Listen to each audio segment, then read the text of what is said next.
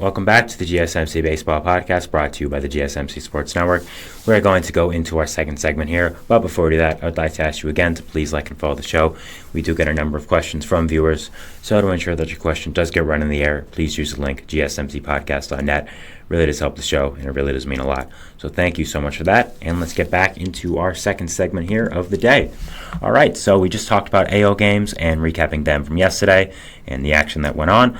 So now we'll be talking about the NL games and what happened there. So yeah, let's get straight into it. So first game we are going to be talking about is Twins-Brewers.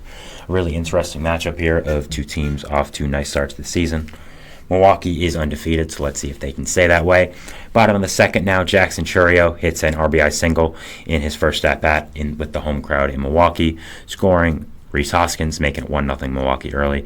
Christian Yelich then hits a home run on a hanging fastball by a Twins starting pitcher.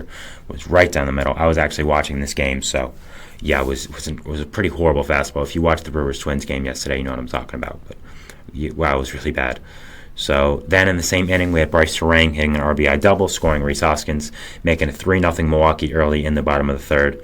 In the top of the fourth, Matt Wallner hit a sacrifice fly to Jackson Chourio, scoring Alex Kirilloff. So Twins trying to get some runs back in the top of the fourth here. Top of the seventh, Christian Vasquez would also hit a sacrifice fly, making it 3-2 Milwaukee, but they would not score after that, and the game would end up being 3-2 Milwaukee. And Milwaukee stays undefeated so far, 4-0. Opened up season really strong against the Mets, and now opened up the homestand with a win. So looking at the pitching scores here, we had Gus Varland going 4 innings, 3 earned runs, 2 walks, and a strikeout. Not a great at all. Sorry, Louis Varland. I don't know why I said Gus. So not a great start at all for Louis Varland and the Twins. So you definitely want it to be better than that. He is going to be a very important pitching piece for you, a very important depth piece. And that is someone you definitely want to see perform better. For the Brewers here, they had Jacob Junis on the mound, more of a swingman than a full starting pitcher, which is why he only went 4 innings. So he went 4 innings, giving up 3 hits, 1 earned run, 1 walk, 4 strikeouts. Pretty solid start for Jacob Junis, really all you can ask for. I don't think there's anything too crazy about that. But again, it is Jacob Junis. You're not looking for him to be an ace-level pitcher, so that's really all you can hope for with him. Bullpen was also shut down. Elvira Peguero, Homie Milner, Joel Pampas, and Abner Abreu. I apologize if I butchered any of those names, but they were really solid out of the bullpen. Brewers' bullpen has always been one of their strong suits. Yes, they did lose their best reliever, who was Devin Williams, but their bullpen is still pretty great, which shows you the amount of talent they have there right now. Next game we'll be talking about is Phillies-Reds, a really high-scoring one in this one.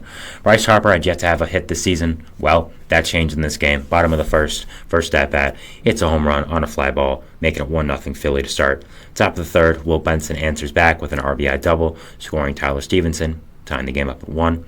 Bryce Harper then hits his second home run of the season and the day, making it 2-1 Philly with a solo home run.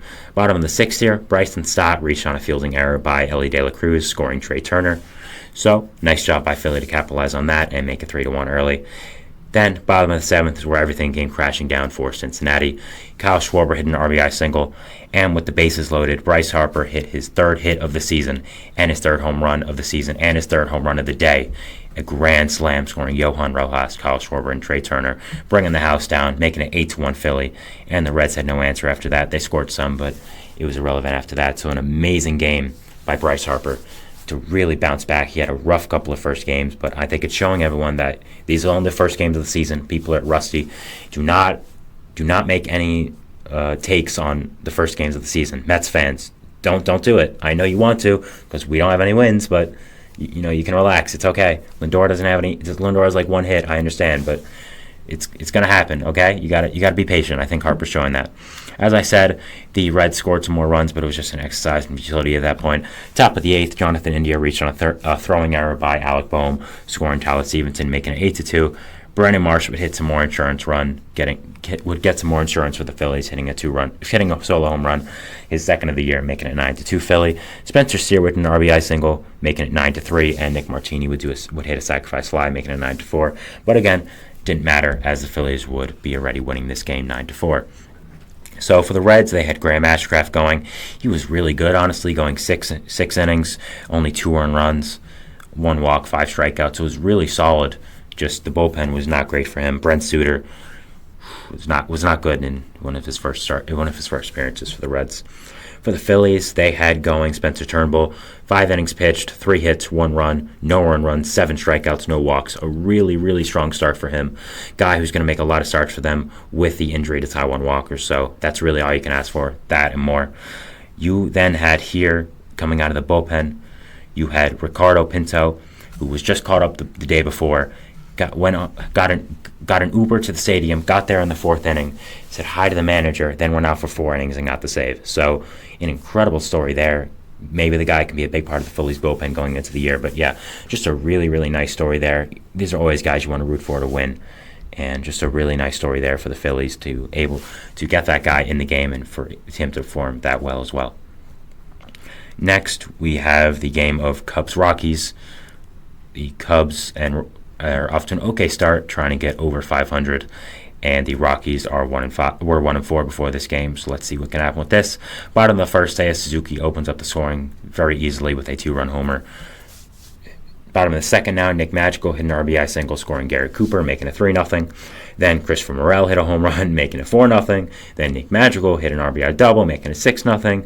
Then Ian Happ hit an RBI single, making it 7-0. Then Garrett Cooper hit a 3-run home run, making it 10-0 Chicago. So as you can tell, the Cubs scored a lot of runs, and they did it in 10-0 fashion.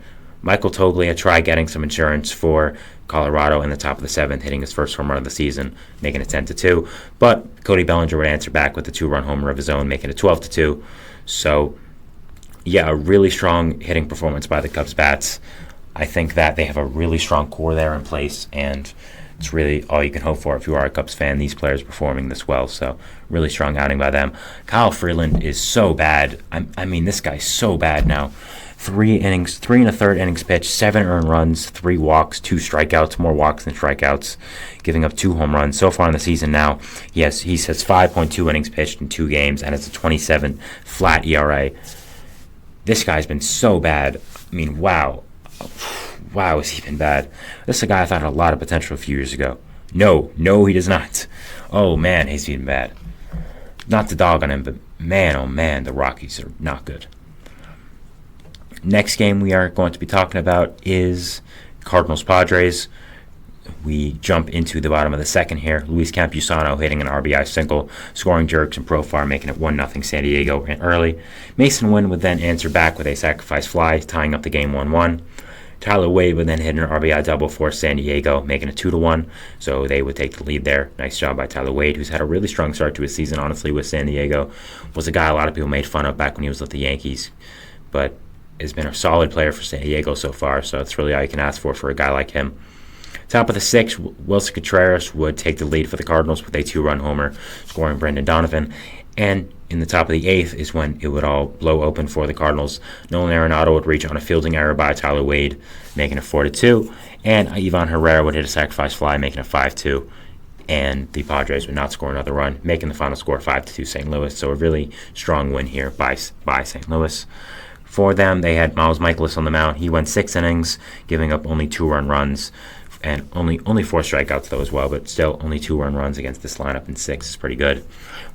Much better than his opening day start against the Dodgers. And, again, if the Cardinals want to be competitive at all, they need these middle rotation guys to step up and play better than what we think they can be.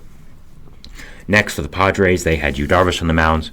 An okay start for him. 7 innings pitched, 5 hits, 3 earned runs, 6 strikeouts. Not great. I mean, he did go 7 innings, only gave up 3 runs, but still, I think could have been a little better, but still not a bad start at all. And if I'm a Padres fan, I'd more be complaining about the offense now. So that's really all you can say if you are a Padres fan. Next game we have is Diamondbacks-Yankees. Yankees are undefeated. Let's see if they can stay that way. The bottom of the first here, we had Blaze Alexander hitting an RBI single to score Ketel Marte. Then Eugenio Suarez and Gabby Moreno would both hit RBI singles to make it 3-0 in the bottom of the first. So not a great start for Nasty Nestor with the Yankees. Christian Walker would then bring the house down with a 3-run homer, making it 6-0. And then a wild pitch by Jake Cousins would make it 7-0 Arizona. The Yankees would never score, only getting 3 hits on the day. A masterful outing by Zach Gallen, too. And so the Diamondbacks would break up the Yankees' undefeated season. So a really strong game by them. Nestor Cortez was not good, giving 5 innings, giving up 8 hits, 3 earned runs, 2 walks, 2 strikeouts. Yes, only 3 earned runs, but they came at the start of the game. And he also did walk some people and give up a lot of hits. So kept the pressure on for the Yankees, even though he did get out of it. So I wouldn't consider that a good start so far. Victor Gonzalez and Jay Cousins, 2 new additions, were both not good out of the bullpen. So you would like those guys to perform better if they are going to be valuable pieces of depth for your team this year. Diamondbacks, of course, won 7-0, so a great job by the Bats. But Zach Gallen, against his hometown team growing up in Jersey, went 6 innings pitched, only giving up 3 hits, no runs, 3 walks, which is a little concerning, but 6 strikeouts, so it's okay. 0.82 ERA in the season. An amazing job by Gallen, and just a great start by him. I had him as a Cy Young candidate, and I stay by that. He's going to be a great pitcher this year. Bullpen was also great. Bryce Jarvis, Ryan Thompson. You also had, coming out of the bullpen, you had Scott McGow. So really nice job by the Diamondbacks bullpen to perform really well and close out the game for a masterful Zach Gallen start. So, it was a good run by the Yankees, but I don't think anyone thought they were going to stay undefeated forever. So, nice job here by the Diamondbacks to break that up and finally hand the Yankees their first loss. I'm sure many baseball fans who don't like the Yankees are very happy about that. Next, we have Giants-Dodgers, another, just like yesterday, a rival game here. Freddie Freeman hit an RBI single in the bottom of the first to open up the scoring Mookie Betts. Top of the second, Nick Ahmed hits an RBI single to tie the game up, making it 1-1. Mike Conforto would then hit an RBI single to make it 2-1 San Francisco. Then Mookie Betts would hit his 5th home run of the season. 5 home runs, man. He's so good. He's just so incredible, honestly. He really is. Next, there we would have Gavin Lux hitting an RBI double, making it 3-2 Los Angeles, so they would take the lead. Enrique Hernandez would then hit an RBI single to make it 5-0 Los Angeles, 5-2 Los Angeles, sorry. Giants would then attempt to come back a little. Jorge Soler hitting his first home run of the season for San Francisco, making it 5-3. Then Thairo Estrada would ground into a force out, which would score Mike Conforto, so making it 5-4 in the top of the 6th, but no more scoring for the Giants would be in the cards, and they would fall to their division rival Dodgers 5-4. Going through the pitching scores here now for the Dodgers first, they would have a opener on the mound today in Ryan Brazier. He went 1 inning, but then you would have the main bulk guy, which is Ryan Yarbrough, going 4 1/3, giving up 4 runs, so it was not good whatsoever, but the bullpen after him was good. Alex Vesia, Michael Grove, and Evan Phillips were all outstanding out of the bullpen, so yes, Yarbrough, the bulk guy, wasn't great, but everyone else other than him pretty much was, so that's all you can really ask for if the first guy does not perform. So yeah, a good start here by the Dodgers to open the season up at 5-2. Disappointing start for the Giants at 2-4, but they've had a rough start to the season with the schedule, so you're not really going to complain too much if you are a Giants fan. So yeah, that was the second segment of the show, recapping the NL games of yesterday. Some really exciting games. There's a lot of interleague games so far to open the season. Hopefully that changes and we can get some more NL games. So yeah, a lot of low-scoring games as well. Not many high-scoring games. I mean, the highest ones were 9-4 and then 12-2, which are obviously high-scoring. But after that, it was just kind of regular ones. So, yeah, an exciting day of baseball yesterday. But this game's going on right now as well. So we'll be recapping those at the end of the show. And yeah, we'll be going to our third segment here, which is going to be talking about some standout players so far in the start of the season. So yeah, we'll be talking about that, and we'll be going to a break first. So we'll see you after that, and thanks, bye.